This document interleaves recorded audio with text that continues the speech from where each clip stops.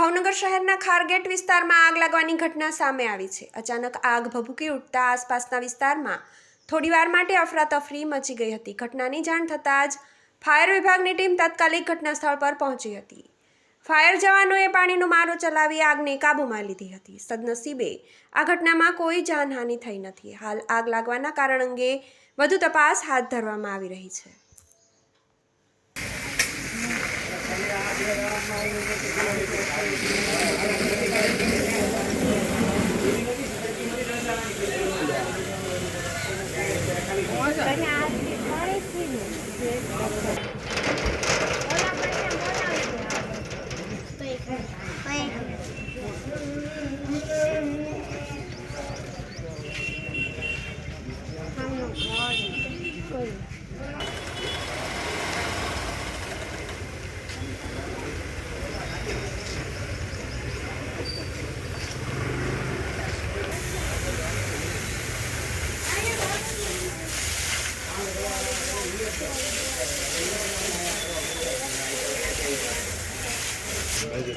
folder લો બતાવી દો પણ લો કોનું છે આ બતાવી દો એ અહીં અંદર વાળાનું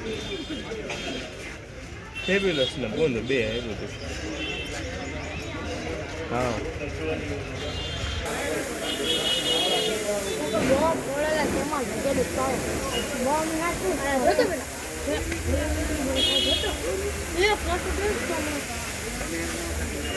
લાઈન